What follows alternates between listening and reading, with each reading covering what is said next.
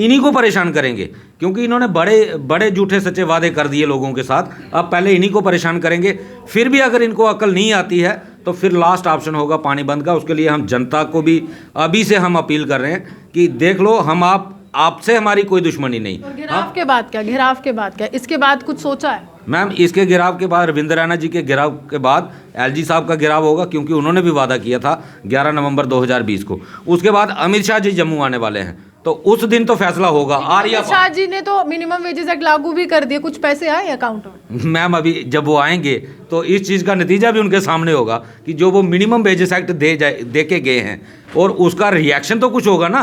वो रिएक्शन उनको उसी टाइम पे मिल जाएगा कि जो मिनिमम वेजेस उन्होंने दिया उसके साथ हमने क्या खरीदा। उसी पैसों से हार भी आप उनको पहनाएंगे, स्वागत करेंगे? बिल्कुल मैम, काले हार हम तैयार कर रहे हैं, आने वाले हैं, पहनाएंगे उनको। जो मिनिमम वेज एक्ट उन्होंने दिया है उस चीज़ को तो उनको करना पड़ेगा ना, उनका वेलकम करना पड़ेगा। तो उसका बिल्कुल हम पूरी तैयारी में हैं। अभी भाजपा के पक्ष में है सब कुछ। वो चाहते हैं अगर कि अमित शाह जी का स्वागत हो तो उसके लिए हम तैयार हैं। स्वागत पूरे जोरदार तरीके से होगा। अब पहले रविंद्र रैना जी को 2-4 सवाल पूछने हैं, उनसे पूछ लेते हैं, फिर उसके बाद अमित शाह जी की बारी है, और उसके बाद नरेंद्र मोदी जी भी, जैसा सुनने में आ रहा है कि इसी महीने में लास्ट में या अप्रैल में फर्स्ट वीक में दौरा करने वाले हैं, तो उनका भी स्वागत करेंगे। जो ये बड़े बड़े दावे करते हैं कि जम्मू कश्मीर नया जम्मू कश्मीर बन रहा है, तो उसकी तस्वीर तो उनके सामने पेश करनी पड़ेगी। डेमोक्रेसी में सबको अपनी बात कहना हक है। डॉक्टर जितेंद्र सिंह जो हैं वो जम्मू कश्मीर के लोगों का वकील हैं सेंटर में।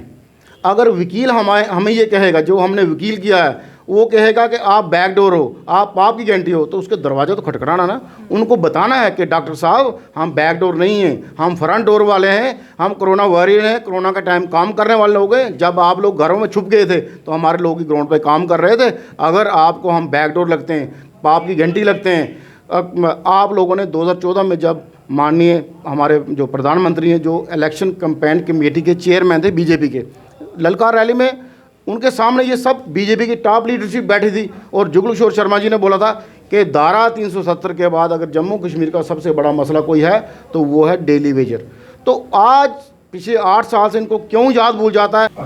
जम्मू कश्मीर में नेतागण चुनावों की तैयारियां कर रहे हैं, और कोई व्यक्ति जो है परिसीमन आयोग की रिपोर्ट का विरोध कर रहा है, वही कुछ व्यक्ति जो है समर्थन कर रहे हैं। लेकिन डेली वेजेस के लिए कोई भी नेता मुखर होकर नहीं आ रहा है, कोई भी अधिकारी नहीं आ रहा है। उनको खुद ही अपनी लड़ाई खुद ही लड़नी पड़ेगी। और अब एक बहुत बड़ा आह्वान रविंद्र रैना के लिए, जो लगातार कहते हैं कि हमने इनको रिकॉर्ड में लाया है, हम जो है इनके भविष्य को सुनिश्चित करने के लिए बिल्कुल अग्रसर हो रहे थे। आपसे मैं जानना चाहूँगी, रविंद्र रैना की कौन कौन सी ऐसी बातें हैं जिस पर आपने विश्वास किया, लेकिन आज लगता है कि वो विश्वास जो है गलत साबित होगा? मैडम, आपका शुक्रिया। सबसे पहले मैं आपको ये बताना चाहूँगा कि हमारी जो एजुकेशन 48 डेज की चली थी यहाँ पे 2020 में, उसके पहले हमने 7 नवंबर को इनके ऑफिस का घेराव किया था, और ये बाहर निकल गया। इनके साथ हमारे माननीय सांसद जो MP जुगल किशोर शर्मा जी भी थे, और बीजेपी के टॉप लीडर्स थे। इन्होंने LG साहब से बात की फ़ोन पे, और इन्होंने हमें 11 नवंबर का टाइम लेके दिया कि आप LG ऑफिस हमारे साथ चलिए और आपका मसला वंस फॉर ऑल हल करते हैं। तो हमने इन पे विश्वास किया, और हम करीब 4-5 लोग इनके साथ वहाँ पे गए। वहाँ पे LG साहब ने हमें पूरा डिटेल से सुना, और जो हमारी समस्या थी, चाहे वो डिपार्टमेंट के छोटे इशू थे जैसे पेंडिंग वेजेस, या और छोटे इशू थे, या SRO पे बात थी, कैसे हम लगे, कैसा, हर एक डिटेल में बताया गया कैसे ये डिपार्टमेंट बना। हमने हर चीज़ को बताई, और LG साहब को पहले ये बताया गया था कि उनके सोर्स के थ्रू कि ये लोग 1.5 लाख हैं। तो हमने वो भी वहाँ क्लियर किया कि हम लोग 1.5 लाख नहीं हैं, हम लोग 60,000 हैं। वो भी आज की डेट में वो संख्या कम हो गई है। कुछ लोग 60 साल के हो गए, बेचारे बेरंग लिफाफे की तरह घर चले गए, ना उनको पेंडिंग वेज मिली ना कुछ मिला। कुछ लोग परमात्मा को प्यारे हो गए। तो आज की डेट में बहुत कम लोग रह गए हैं LG साहब। तो उन्होंने कहा आप मेरे को कारण बताइए, मैं कैसे आपको रेगुलराइज करूं। तो हमने उनको कारण बताया, तरीका भी बताया कि हमारी रिक्वेस्ट ये है, इसको इस तरीके से किया जा सकता है। तो उन्होंने बात सुनी, उन्होंने कहा कि अभी DDC इलेक्शन है, DDC इलेक्शन ख़त्म होने के बाद आपका मसला जो वंस फॉर ऑल हल किया जाएगा, इस पे काम शुरू किया जाएगा। उस समय बातचीत हुई थी, उसके बाद मैनिफेस्टो में आपका जिक्र था कि DDC का जिक्र वहाँ पर भी था। बिल्कुल डीडीसी का जिक्र वहाँ भी था। भाजपा के नेताओं ने किया था या उपराज्यपाल मनोज सिन्हा ने नहीं, किया? ये राज्यपाल, जितनी बात मैं आपको सुना रहा हूँ, ये राज्यपाल साहब ने किया था। राज्यपाल ने खुद कहा था डीडीसी की बात होगा, बिल्कुल। वही चीज देखकर मैनिफेस्टो में भी जिक्र हो गया आपके। शायद मैं इसके बारे में क्लियर नहीं कह सकता, शायद हो सकता है, लेकिन एलजी साहब से की बातों से हमें बड़ा विश्वास हुआ। और एलजी साहब ने ये कहा था कि एक कमेटी बनेगी आने वाले कुछ देर में, आने वाले कुछ दिनों में कमेटी बनेगी, और कमेटी आपके जितने डिपार्टमेंट के इशू हैं, छोटे छोटे इशू हैं, जैसे पेंडिंग वेजेस है या और इशू है, वो आपकी कमेटी हल करेगी और आपकी पॉलिसी पे डीडीसी इलेक्शन के बाद काम शुरू हो जाएगा। और हमने उनके सामने 2-3 मुख्य डिमांड रखी थी। हमने कहा था रेगुलाइजेशन कीजिए SRO 64 के तहत, और फर्स्ट वोचर को जॉइंट रिपोर्ट मानिए, और लास्ट वोचर को लेंथ ऑफ सर्विस मानिए कि आदमी अगर 94 में लगा या 95 में लगा, लास्ट पे उसने 2021 में ली या जब ली, उसकी इतनी सर्विस बन जाए। और जो तीसरा कागज़ होगा उस फाइल में वो हो कंटिन्यूटी सर्टिफिकेट, जो हमारा DDO जो हमें पे देते हैं, जैसे एक्सिन है या बाकी लोग, वो एक चीज़ कीजिए। तो उन्होंने उस चीज़ को माना कि इसको सिंप्लीफाई भी करेंगे, और आपके जो शक शुबे हैं या आपकी जो डिमांड है, जो SRO में कमियां हैं, जिन SRO में जो SRO 520 में कमी है, तो हमने उनको कहा था हमें SRO 520 माने नहीं था, मंजूर नहीं था। फिर भी आप लोगों ने उस टाइम लोगों ने ज़बरदस्ती, जो ऑफिसर थे, फाइलें बनवाई लोगों को, 6-6 साल 6-6 महीने लगे फाइलें बनाते हुए। तो हमारी एलजी साहब से या पहले के लोगों जो चीफ मिनिस्टर रहे या आज के जो एलजी साहब हैं जो अभी हैं, इन्हीं उपराज्यपाल, इनके पास ही हम गए थे। इनको हम सिंपल बता के आएंगे SRO 64 लागू कीजिए, जिसको 7 साल हो जाएंगे वो रेगुलर हो जाएगा। एलजी साहब तो बात ही नहीं करते हैं डेली वेजर्स के साथ। नहीं, हमारे साथ 11 नवंबर 20 को 1.5 घंटा हमारे साथ बात की उन्होंने, और हमारी बात पूरी डिटेल से सुनी। हम 5 लोग गए थे, एक एक की बात उन्होंने सुनी, और उन्होंने कहा मुझे कुछ शक शुबा था कि ये 1.5 लाख है, तो हमने उनको कहा 1.5 लाख नहीं है। हम लोग कैजुअल लेबर जो हैं, जो कैबिनेट ने 2014 में उसको स्टैंप लगाई थी कि ये 60,909 है 2014 में, तो हम उनके पास कब गए? 21 में। 7 साल में कुछ लोग 60 साल के हो गए, रिटायर हो गए, घर चले गए, कुछ लोग परमात्मा को प्यारे हो गए। तो आज की जो हमारी संख्या है वो 55 से लेकर 57,000 करीब है। और हमने उनको कहा, हमने ये नहीं कहा आप एकदम स्टार्ट। एक तरह से एलजी साहब आपको पूरी तरह से सुनते हैं, डिटेल्ड कन्वर्सेशन जिसको बोलते हैं, पूरी संपूर्ण जानकारी लेता है। तो वहीं दूसरी तरफ लाठीचार्ज भी आप पर किया जाता है। इस समय जम्मू कश्मीर केंद्र शासित प्रदेश है और केंद्र के अधीन है जम्मू कश्मीर पुलिस। यूटी किसके लिए कहते हैं? गृह मंत्रालय के अधीन है। तो वो क्या माजरा था कि आप तो अपनी मांगों को लेकर जा रहे थे, अब किसी को नुकसान तो नहीं पहुंचा रहे? देखिए, डेमोक्रेसी में सबको अपनी बात कहना हक है। डॉक्टर जितेंद्र सिंह जो हैं वो जम्मू कश्मीर के लोगों का वकील हैं सेंटर में। अगर वकील हमें ये कहेगा, जो हमने वकील किया है वो कहेगा कि आप बैकडोर हो, आप पाप की गारंटी हो, तो उसके दरवाज़ा तो खटखटाना ना। उनको बताना है कि डॉक्टर साहब हम बैकडोर नहीं हैं, हम फ्रंट डोर वाले हैं, हम कोरोना वॉरियर हैं, कोरोना का टाइम काम करने वाले लोग हैं। जब आप लोग घरों में छुप गए थे तो हमारे लोग ही ग्राउंड पर काम कर रहे थे। अगर आपको हम बैकडोर लगते हैं, पाप की घंटी लगते हैं, आप लोगों ने 2014 में जब माननीय हमारे जो प्रधानमंत्री हैं, जो इलेक्शन कैंपेन कमेटी के चेयरमैन थे बीजेपी के, ललकार रैली में उनके सामने ये सब बीजेपी की टॉप लीडरशिप बैठी थी, और जुगल किशोर शर्मा जी ने बोला था कि धारा 370 के बाद अगर जम्मू कश्मीर का सबसे बड़ा मसला कोई है तो वो है डेली वेजर। तो आज पिछले 8 साल से इनको क्यों याद भूल जाता है? जब सत्ता में ये लोग आते हैं जो पहले थे, शायद इनको ये भूल रहा है कि 2014 से पहले जो लोग सत्ता में थे उनको भी सत्ता का नशा था, तो उनका सत्ता का नशा निकल गया है। अब इनकी बारी है। अगर ये हमें रेगुलाइज कर देते हैं तो हम इनका वेलकम करेंगे, हम इनके गीत भी गाएंगे, इनकी तारीफ भी करेंगे। जब तक ये हमें रेगुलाइज नहीं करते, क्योंकि गारंटेड है, जब भी बैंक लोन देता बैंक पहले गारंटेड को पकड़ता है। तो हमारे गारंटेड ये थे रविंद्र रैना जी और जुगल किशोर शर्मा जी।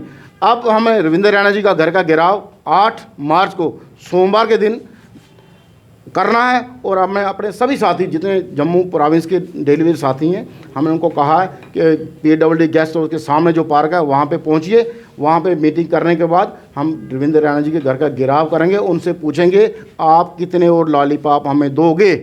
पिछले 1.5 साल से आप हमें कह रहे हो, मैं आपको दोबारा एलजी साहब के पास ले चलूँगा, जहाँ पे वो बातचीत रुकी है वो शुरू करवाऊँगा। तो हमारा मेन मसला यही है कि हमें रेगुलेशन पॉलिसी स्टार्ट की जाए, और उस पे रविंद्र रैना जी 8 तारीख को अपना स्टैंड क्लियर करें और आपके माध्यम से उनसे रिक्वेस्ट है कि 8 तारीख को घर पे रुकें, घर से आगे पीछे ना हो जाएं। वो जहां भी होंगे हम वहीं बैठे रहेंगे, चाहे वो 4 घंटे के बाद आएँ, 5 घंटे के बाद आएंगे, हम अपना जवाब उनसे लेके आएँ। रवि जी, आपसे मैं जानना चाहूँगी, आप पीएमओ डॉक्टर जितेंद्र सिंह के कार्यालय का घेराव कर रहे थे तो लाठियाँ बरसाई गई। रविंद्र रैना के घर का जो घेराव करने वाले, डर लग रहा है? मैम, अगर डरने वाले होते तो हम पीएमओ मंत्री के घर का घेराव ही नहीं करते। अब हम डरने वाले नहीं हैं। जब जैसे मेरे साथी ने बोला कि अगर हम कोविड में रेड जोन के अंदर ड्यूटी कर सकते हैं, 48 डिग्री टेम्परेचर के अंदर हम सड़कों के ऊपर पाइपें ठीक कर सकते हैं, खड्डे मार सकते हैं, तो ये अपने हक के लिए लड़ने के लिए हम पीछे नहीं हैं। बाकी हमने ताकत इनकी देख ली है। जब इन्होंने लाठी चार्ज वहाँ करवाया तो ये इनके अहंकार की निशानी थी। तो कोई बात नहीं, वोट तो हमसे ही लेना है, आम जनता से वोट लेना है। हम फिर भी कह रहे हैं आप दोबारा तैयार हो जाओ, हमारे हैं। हमने उस दिन भी कहा था कि हम आएंगे। जब रविंद्र रैना से मैंने सवाल किया कि इस समय तो रवि जी खुद ही कह रहे हैं कि मुख्यमंत्री का सपना तोड़ेंगे, तो वो कहते हैं कि रवि जी जानते हैं भाजपा ने बहुत कुछ किया। हाँ, बिल्कुल जानते हैं। भाजपा ने बड़ी बार आश्वासन दे दिए, जानता हूँ, सब कुछ जानता हूँ। मैम, इन्होंने एक ट्रेंड बना लिया है कि जब भी कोई मीडिया इनसे सवाल पूछता है तो ये रविहंस का नाम इस्तेमाल करके बचने की कोशिश करते हैं। जी, मेरी उनसे बात हो रही है। भाई, 1.5 साल से पिछले हमारी आपसे बात हो रही है। आप कह रहे थे कि हम आपसे एलजी से मुलाकात करवाएंगे, एलजी से मुलाकात करवाएंगे। मैम, हमने पिछले 2 महीने से इनसे इसीलिए फ़ोन कॉन्टैक्ट ही ख़त्म कर दिया। अब हम एजिटेशन पे लड़ेंगे और बात होगी, आमने सामने होगी। हमने अब बिल्कुल इनके ऊपर भरोसा कोई नहीं है। अगर आपने बायोमेट्रिक करवाई तो हमें क्या मिला? आपने ऑनलाइन रजिस्ट्रेशन करवाई, बिल्कुल अप्रिशिएट करते हैं, आपने ऑनलाइन रजिस्ट्रेशन करवाई है, बायोमेट्रिक करवाई है। 700-800 लोग थे जिनको फ़ायदा हुआ, जिनको 900 मिलता था, 500 मिलता था, 200 मिलता था। ठीक है, 700-800 लोग। हम 60,000 की बात कर रहे हैं। आप आ जाके हमें बार बार वही चीज़ बताते हैं कि 700 लोगों को आपने बेनिफिट दे दिया। आपको या तो खुद पता नहीं है। कह रहे कि अगर कुछ अच्छा किया तो मैं उसका जिक्र क्यों ना करूं? मैम, हम भी करते हैं ना, हम भी खुद कह रहे हैं कि ठीक है आपने बायोमेट्रिक कराई है, अप्रिशिएबल स्टेप है आपका, हम अप्रिशिएट करते हैं उस चीज़ को। लेकिन मैम, हमारी बायोमेट्रिक से हमारा घर का गुजारा नहीं चलता, हमारे बच्चों की फ़ीस नहीं मिलती, हमें रोटी नहीं मिलती। हमारी रोटी मिलेगी, हमारी रेगुलाइजेशन होगी, तभी हम लोग अपने बच्चों को पढ़ा पाएंगे। नेताओं की पेंशन का जिक्र करूं या फिर जब विधानसभा होती है इनकी सैलरी का जिक्र करूं? कुछ देर पहले मैंने भाजपा के एक विधायक से सवाल किया था कि क्या आपका गुजारा होता है पेंशन से, क्योंकि स्थायी स्थिर सरकार नहीं हो, राज्यपाल मनोज सिन्हा का प्रशासन। वो कहते नहीं होता है, तो आपका 6700 से कैसे हो पाए? मैम, ये चीज़ें इन लोगों को भी सोचनी चाहिए।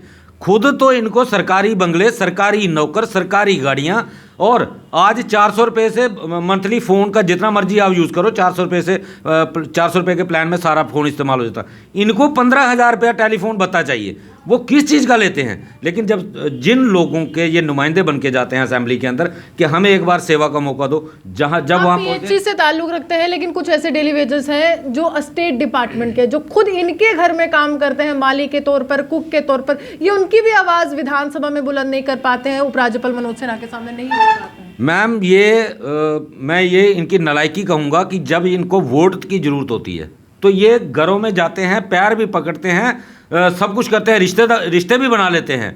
लेकिन जब ये कुर्सी मिल जाती है तो पता नहीं इस कुर्सी में क्या ऐसी बीमारी है कि जब ये कुर्सी के ऊपर बैठ जाते हैं ये पिछला सारा कुछ भूल जाते हैं। और इसीलिए अब हमने इनको हमारे पास और भी ऑप्शन है, हम पानी भी बंद कर सकते हैं पब्लिक का, लेकिन हम चाहते हैं कि पब्लिक को परेशान करने से पहले क्यों ना इन लोगों को परेशान किया जाए। आप इनके घर का पानी बंद करें? बिल्कुल मैम, इस बार नए तरीके से एजिटेशन होगी।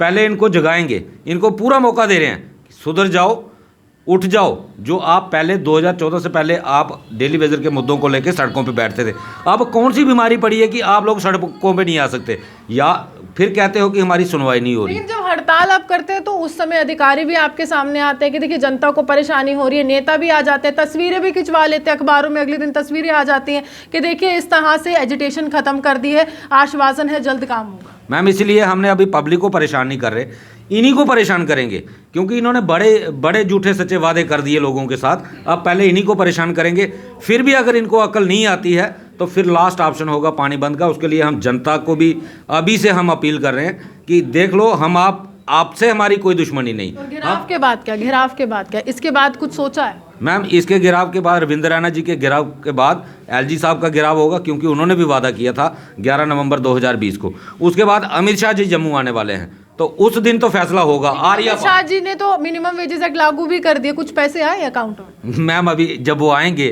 तो इस चीज़ का नतीजा भी उनके सामने होगा कि जो वो मिनिमम वेजेस एक्ट दे के गए हैं और उसका रिएक्शन तो कुछ होगा ना।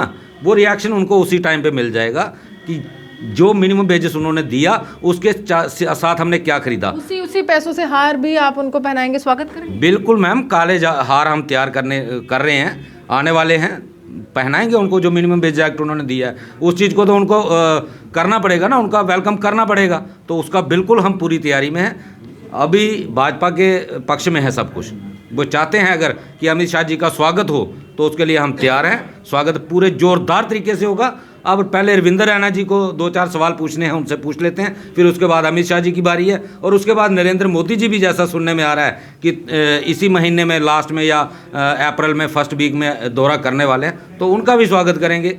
जो ये बड़े बड़े दावे करते हैं कि जम्मू कश्मीर नया जम्मू कश्मीर बन रहा है, तो उसकी तस्वीर तो उनके सामने पेश करनी पड़ेगी कि ये नया जम्मू कश्मीर है और ये हमारे अच्छे दिन हैं। उनका पूरा उनको देखिए, सीढ़ी दर सीढ़ी आगे बढ़ने वाले हैं, स्वागत करने वाले हैं, लेकिन तरीका इनका अपना खुद का होगा। आप यूं ही हमारे से बने देखते थे न्यूज़ 9 लाइव। जम्मू से रोहान की रिपोर्ट।